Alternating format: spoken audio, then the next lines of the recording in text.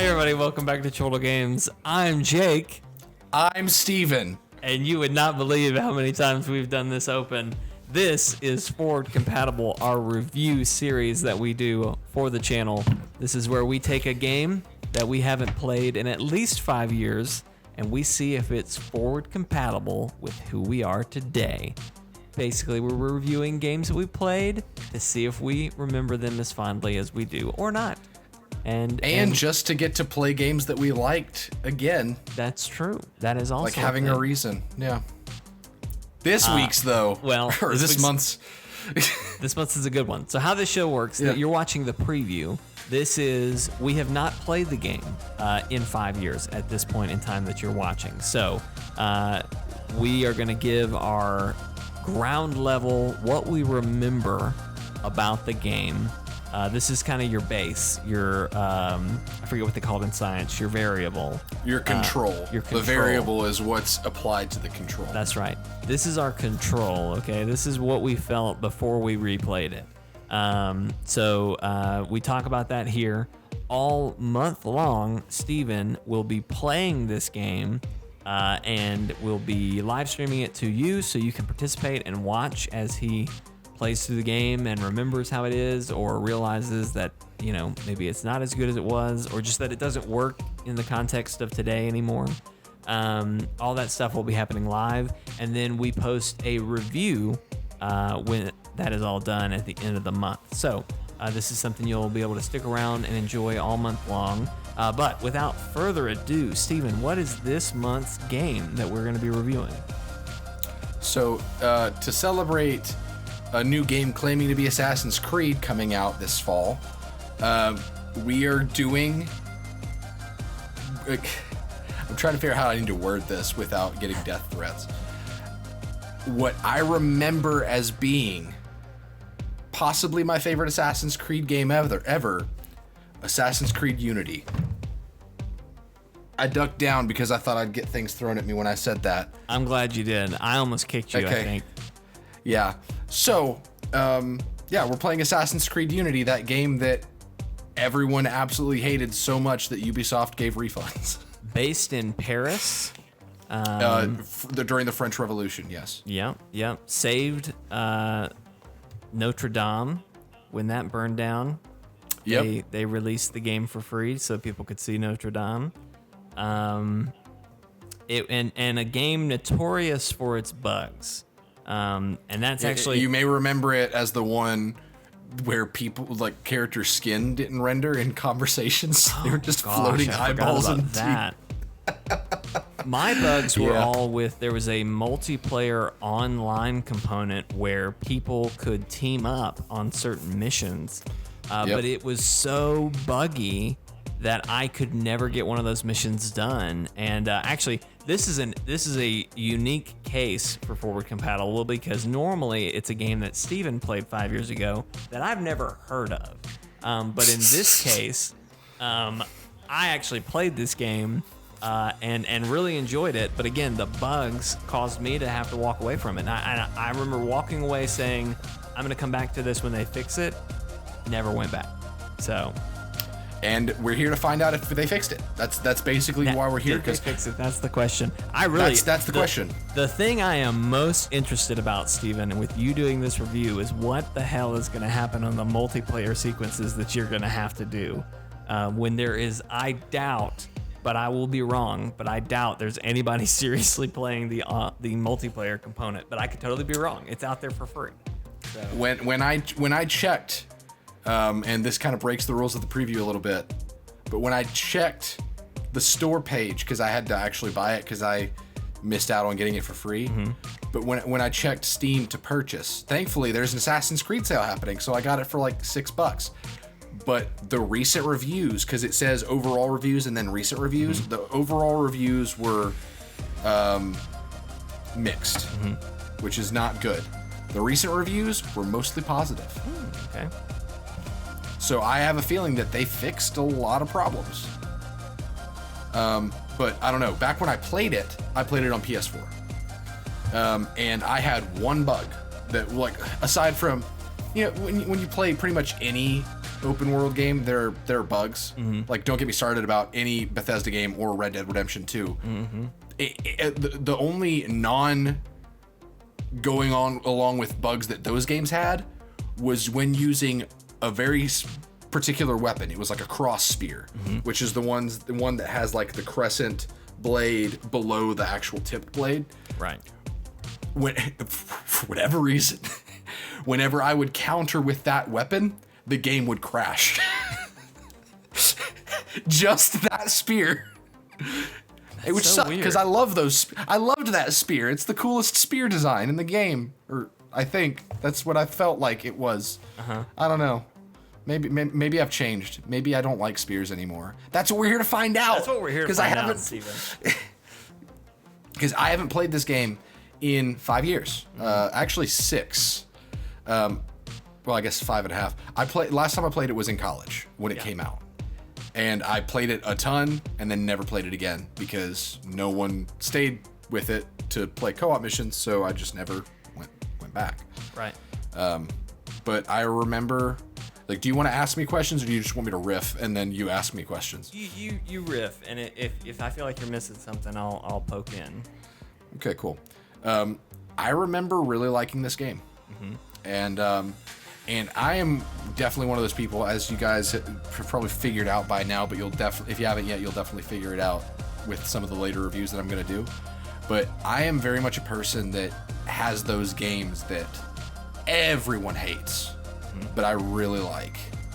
And this is one of those games, I think, because one, at the time I wasn't a vocal PC gamer, so I didn't whine and complain at everything that didn't work for my system. 2, that was really, the 2 was that I was playing on PlayStation, so bugs weren't really that bad, but that's kind of the same point. Right. But I am playing on PC now, so playing field should be level. But this game, and we talked about in the podcast, if you watched that for this week, this game, to me, when I played it, was the most Assassin's Creed I'd ever felt when playing Assassin's Creed. Because Assassin's Creed is supposed to be this game about, literally it's one of the tenets of the Creed, I think, like strike in darkness or something like that. Don't step into the light. Basically something about being stealthy, like literally just don't get seen. And this was the first game, unless if 3 had this, my memory of 3 is really hazy. This was the first game where you could crouch, like manually. That's such a big deal, guys. Why couldn't we crouch before this? So you could crouch, take cover. You could kind of adjust your playstyle how you saw fit. If you wanted to be one of those guys that wore full-plated metal armor, you could. And again, I have to say this because every single time I talk and then I realize maybe that isn't true. Everything I'm saying is based on my memory of 6 years ago. I could be wrong. I haven't checked. 6 years was a long time ago. So if I'm wrong on anything, please refrain from leaving the comments about leaving in the comments how I'm a terrible person and that I should die in a fire. That seems excessive for being wrong about some things that I did 6 years ago. Please politely correct me though. I do need that. I do need to be corrected. But if you wanted to be that person that went in with heavy plated armor, you could. You could just wear stuff that gave you bad stealth, but good health or whatever. And if you wanted to be a guy that used all guns, you could, or all gadgets. And that, it was just such a big deal that we got this game where stealth was a thing, like as it always had been, but it was very much like if you wanted to be really stealthy, you could make the choice to do that, and you could approach other situations with stealth. Likewise, you could maybe approach stealth situations with guns, to where you could just strike outside of the range of being detected or something like that. It had that kind of sense of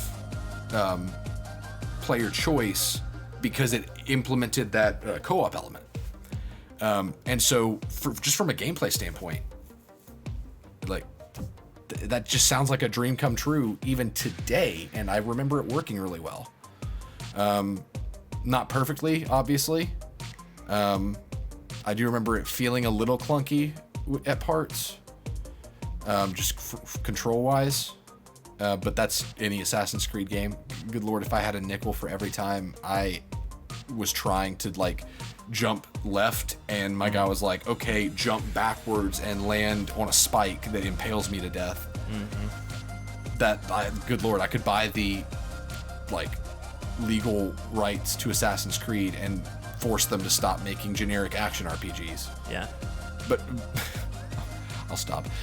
So for story-wise, I don't remember really anything about the modern story, which worries me. Because the modern story in Assassin's Creed was my favorite narrative element. Right. Because it was that thing that made it different. The only thing I remember is, and I guess this is kind of spoilers. I think it's a key part you learn about pretty quickly, but the main character, I don't even remember his name, he's in love with some girl, but she's a Templar assassin. Yes. So you almost have this Romeo and Juliet thing kind of going on. And I always wanted to know where that went, but bugs. So I was that was my next thing actually. The main character is Arno, and I remember thinking he's really similar to Ezio, but I remember really liking Arno, and I'm curious as to why that was. So we're gonna find out that probably pretty quickly. But yeah, the girl, I think that he grew up with her or something. She ended up being a Templar and he's an assassin, so you do have that forbidden love kind of aspect, which it takes place in France, so of course they would do that. But I remember really liking the story, it having some really cool moments, and something that stood out to me, and again made it feel like the most Assassin's Creed we'd ever gotten in an Assassin's Creed game. You experience Arno joining the Brotherhood, and he works with the Brotherhood, like as an initiate, and then moves up. Whereas with Ezio, which was the guy we spent the most time with prior to this, which I guess he still holds the record, but Ezio kind of created the European Brotherhood, if I remember correctly. So you didn't really get to see him work up to that point of being like the Grand Master. He just was like, we need assassins here. Okay, I'm the Grand Master. Like, that's just kind of how it happened. Okay, I'm the Grand Master. I'm making the chapter, I'm the Grand Master. So like with Arno, I liked that you got to see more of how the Brotherhood worked, rather than kind of seeing it get formed like we did with Altair and Ezio. It was just a cool little feature, because I love a lot of the lore of Assassin's Creed, and I'm really excited to see more of that. But that's most of what I remember about the story. Is just I remember Arno, I remember the love interest, and I remember the Brotherhood and his mentor that called him Piss Pot. So what are you expecting to come out of this replaying? Are you expecting to hate it? Or are you expecting to it to be as good as you remember, or where are you kind of falling on that pendulum? So I'm expecting, I can almost give you a play-by-play of kind of what I'm expecting. I'm expecting parts 1 through 2 or 3 to be me just like, oh my gosh, Assassin's Creed. I forgot how much I love this series, because I used to love Assassin's Creed. It's just going to be me nostalgia goggles all the way. And then, like I typically do in forward compatibles, there's probably going to be a point about halfway through where I just am not having it. And I like, whether it's the bugs, if they haven't fixed the bugs, or it's certain aspects of the game that I disagree with, something's going to get to me and I'm just going to be like, not wanting to do it. For whatever reason, I get really fatigued with all of these games at a certain point.